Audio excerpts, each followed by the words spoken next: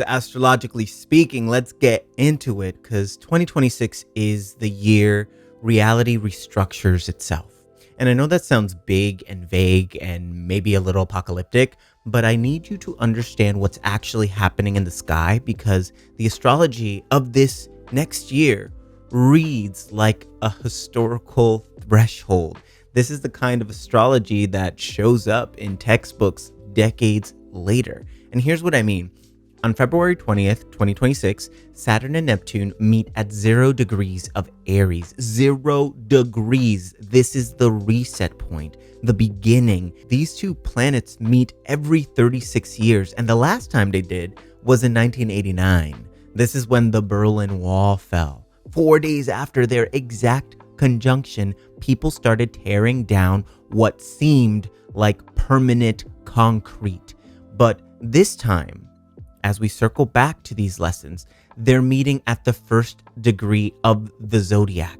And that hasn't happened in over 2,000 years. We're talking about the architect kissing the mystic at the threshold where everything begins, where structure meets vision, where what you can build meets what you can barely imagine. And that's just one transit of next year, because while Saturn and Neptune are doing this at the edge of Aries, Neptune is also moving into Aries for the first time since the Civil War era. Uranus is entering Gemini, which historically has coincided with every major war since the Revolution. The lunar nodes are also shifting to the Leo-Aquarius axis in late July, asking us to reckon with leadership, power, and who serves who. So this is not a normal year that we're ramping up for. And if you're listening to this, you already know the world isn't normal right now either. So what I want to do today is walk you through the architecture of 2026, what's coming, what it rhymes with historically, when to move and when to wait, how to use this astrology strategically instead of just surviving it. And I also want to mention this. I get a lot of messages from people asking me, when is the astrology going to get easier? To which the short answer is, it's not the astrology that is causing any of this. We are being called to rise to the occasion, to expand, to grow, to step outside of our comfort zones. The culture of convenience has sold us this idea that, oh, it should be easy. But ultimately, our soul came here to learn and to expand. So we chose this moment of expansion. And yes, it's challenging. It's terrifying sometimes. But let me tell you, so long as you rise to this astrological assignment, you will do that soul gratifying work. The planets, they describe the weather we're living in, and we get to decide what we build in the storm. So let's talk about it. Let's talk about this storm we're on the precipice of. Let's start with the main event here, which is February 20th, 2026, Saturn conjunct Neptune at 0 degrees of Aries. Saturn is the planet of limits, structure, what's real, what holds, and Neptune is the planet of dreams, disillusion, what slips through our fingertips, what refuses containment. And when they meet, the boundary between real and not real becomes negotiable.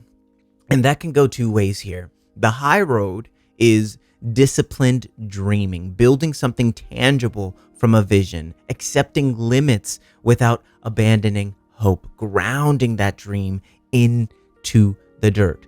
But the shadow here is disillusionment so loud you can barely move. Or worse, getting enchanted by someone else's beautiful lie. Neptune rules glamour in the old sense of the word. It's spellcasting, and Saturn rules authority. And when the two of them tango, you get charismatic leaders who promise structure, but don't necessarily deliver. And think about how fascism operates. It's always a dream of order, a fantasy of returning to some golden age that never truly existed. And the last time Saturn Neptune made its conjunction was in 1989 in Capricorn. This is when the Soviet Union dissolved, the Berlin Wall came down, the Cold War ended. This is where capitalism won, democracy spread. Everything systemically changed from that moment to this day. And 36 years later, we're watching that narrative crumble in real time. The structures born from that conjunction, like global capitalism as the only way, the internet as that democratizing force, all of that is really showing its cracks right now. So the question here is, what dissolves this time? What structure that seems permanent is actually just a projection we've all agreed to believe in? And I'm looking at political parties with this transit as well. I think that's the loudest voice in the room right now. I'm looking at the way we've organized power. I'm looking at the illusion that AI and technology are just going to be our best friends here, that they're making things better, that the people controlling them have the best interests at heart. I'm looking at the fantasy, which is what Neptune is all about, the fantasy that the system can reform itself. But here's where it gets interesting. This conjunction is happening at 0 degrees Aries. This is the Aries point, the world point, the beginning. This is the degree where the personal becomes political, where individual action meets collective consequences. Aries is the warrior, the initiator, the one who moves first. And when Saturn and Neptune meet here, the question truly becomes, what are you willing to fight for? And are you building something real from that fight?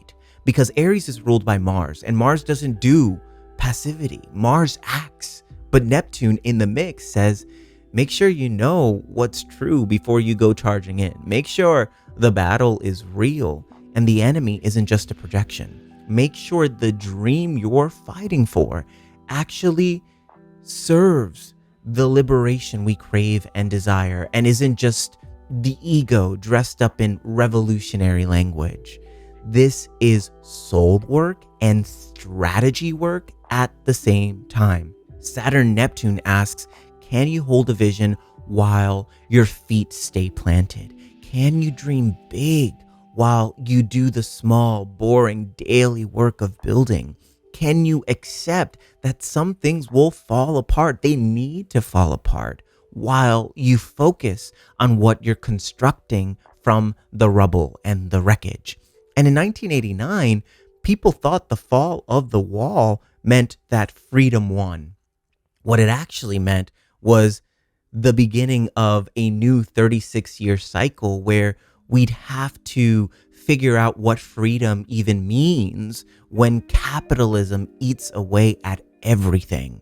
Capitalism is a very Capricornian concept. This idea that these resources make us rich, money, supply, demand, that is Capricorn. But that was 1989, Saturn and Neptune conjunct in Capricorn. 2026, though, opens the next cycle. And the reset point is, we're burning everything down, but what do we build now? Speaking of burning things down, we also have Neptune entering Aries permanently on January 26th of 2026. And the last time this happened was April 13th, 1861, when the Civil War started the day before. Fort Sumter was attacked April 12th. Neptune moved into Aries April 13th. Now, I'm not saying we're having another civil war, but what I am saying is pay attention to the pattern here. Neptune in Aries is about fighting for transcendent ideals, spiritual warfare. This is the warrior meets the mystic. And in that blend, you get both the abolitionist willing to die to end slavery and the Confederate convinced they're defending a holy cause. You get people who believe so deeply in their vision that they'll kill for it or die for it. And sometimes they can't tell the difference. You know, the Civil War was the first time conflict was photographed in this way. Before that war was paintings, heroic, romantic, glorious musings of what war looked like. But photography brought images back of corpses stacked on top of each other, amputated limbs, boys who looked like someone's son because they were someone's son. And Neptune rules illusions here, and Aries rules war. When they combine, the romantic illusion of combat meets the brutal reality of blood, and we can't unsee it. Neptune also rules addiction, escapism, the desire to not feel. The Civil War here, it created an epidemic of morphine addiction amongst soldiers, what they called soldiers' sickness, and what we call PTSD today. And when you combine trauma with substances that numb it, Neptune is right there. So what does this look like now? I'm watching these young men already get recruited into paramilitary fantasies online. I'm watching spiritual communities slide into QAnon territory because the line between intuition and conspiracy got so blurred from Neptune and Pisces that people stopped being able to tell the difference. I'm watching AI generate deepfakes so convincing that soon, maybe even already, we won't know what's real. And when you can't trust your eyes, when images lie as easily as they tell the truth, then that's Neptune territory we're talking about here. But here's the thing about Neptune and Aries, it can also produce genuine spiritual warriors, people with the courage to fight for liberation, people who channel rage into vision and vision into strategy, people who refuse to let the dream die even when the odds say give up.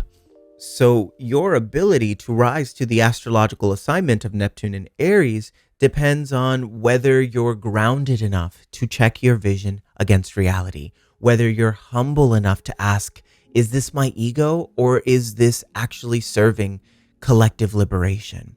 Whether you've disciplined yourself enough to do the work instead of just performing the aesthetic of resistance.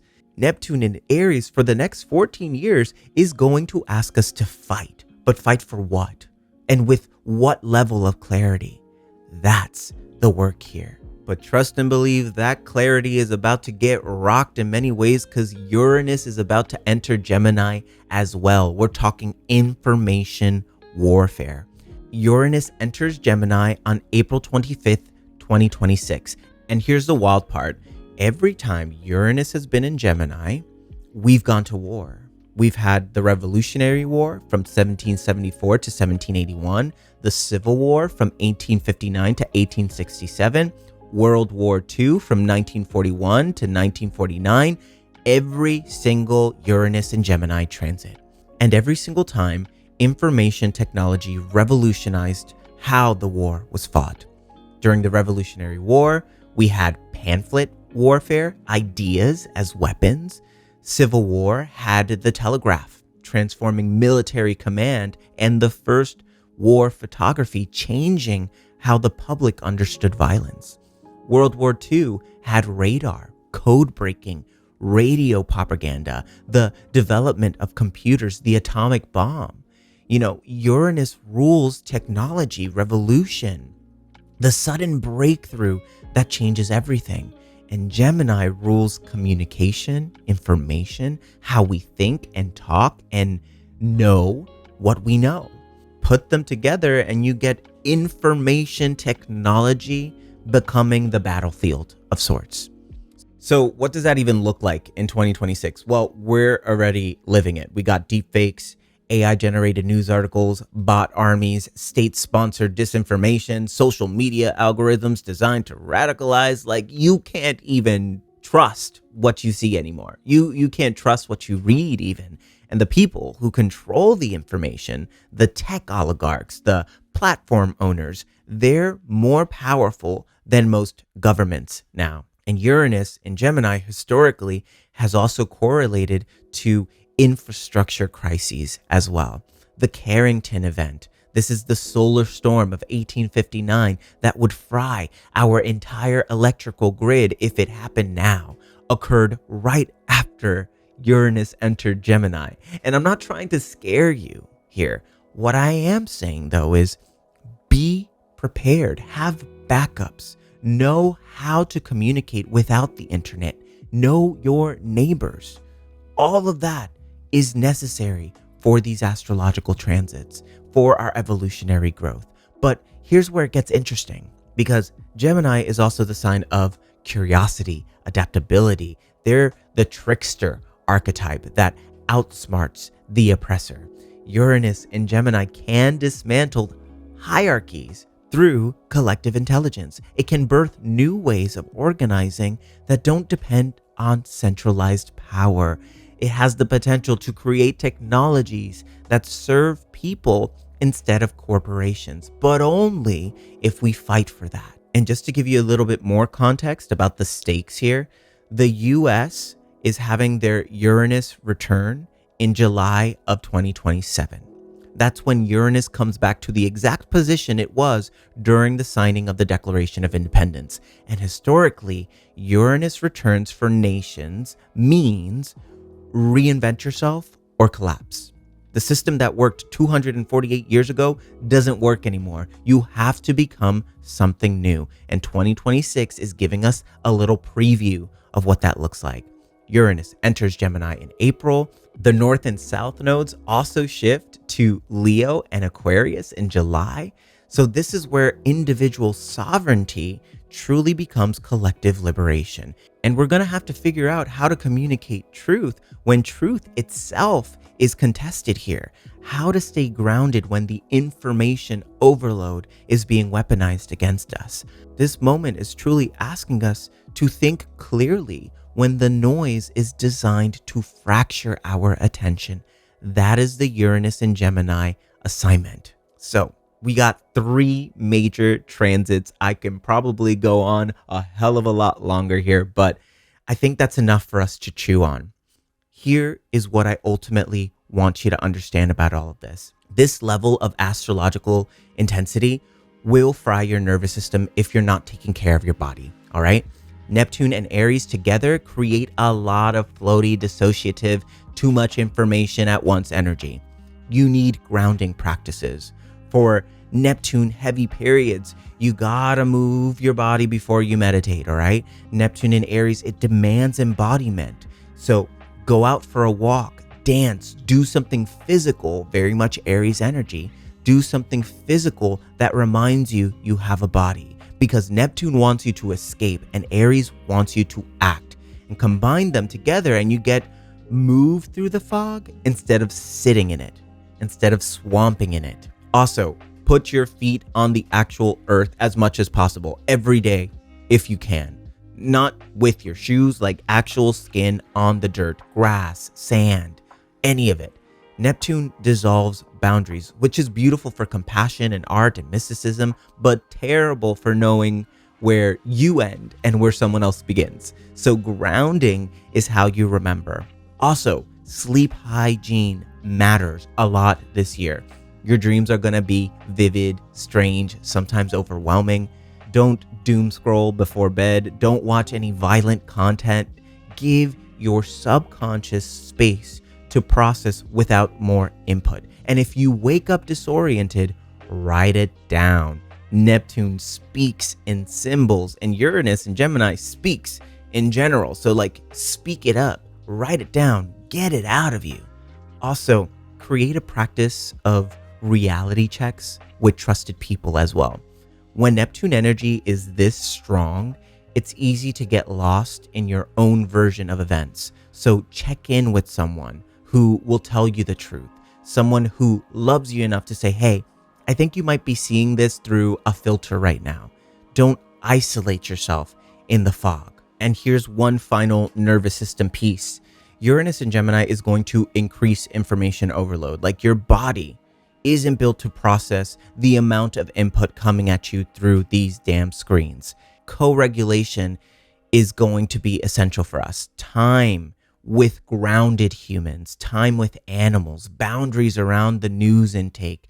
You can care about the world, absolutely, without consuming every horror in real time. Nature immersion is not optional this year, and I mean it. If you live in a city, go find a park, find some trees to hug, find water, whatever. Like Neptune and Uranus together can create a feeling of untetheredness, floating in too much information with no solid ground. And nature is how you remember that solid ground exists. Nature demonstrates so beautifully to us that we're okay. We're gonna be all right. Let's just be here now. Let nature inspire you. Let it be that backdrop to contemplate, to allow all those data downloads to come through you, and just to reflect, to be inspired by her. She's quite beautiful, really. All right, so here's what I want you to take away from this. 2026 is the year the ground shifts. We've talked about this, right? Neptune, Saturn at 0 degrees Aries says the structure you thought was permanent is revealing itself as temporary. Neptune in Aries says you're going to have to fight for your vision, and you better make sure it's a real vision and not a delusion. Uranus in Gemini says, all right, well, the information environment is the battlefield. So learn how to think for yourself. Learn how to think clearly when everything's designed to fracture your attention. This is not a year to passively wait for things to get better. It's also not a year to charge recklessly into every fight. It's a year to be strategic, to know when to move and when to consolidate, to build something real while holding a vision of what could be. The planets, they describe the environment, the weather of the times, right? But we decide what we build from that. Astrology isn't making anything bad. Astrology just describes the timing, when the structures crack, when the breakthroughs happen, when we have collective openings to shift the paradigm. So the question isn't what's going to happen to me in 2026. No, the question is, what am I going to build in 2026? What are you going to fight for? What are you going to create? What are you going to organize? Who are you going to organize with? What are you willing to let dissolve so something better can take its place? Because here's the real story of 2026. With Saturn and Neptune at 0 degrees of Aries, that is opening up a 36-year cycle for us. You are planting seeds for what comes next, for decades, for the rest of your life, honestly.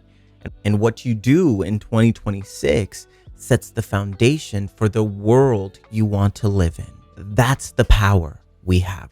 That's your permission to take this moment seriously and to move with intention, to build something that lasts. This is legacy building work, baby. The ground is absolutely shifting under everything, but let's decide what we build on this new foundation together. Let's decide how we move forward. Let's become the future ancestors we'd be proud of. All right, my love. Well, thank you so much for joining. If you want to join my private astrology membership community, check out the collective. It's linked below. There's courses, workshops, a private community, all the many wonderful things. Please join us. We would love to have you there. This is how we integrate this medicine with people in community, which is what we need. Thank you again for listening. Thank you for being here. I'll see you in the fire. Bye for now.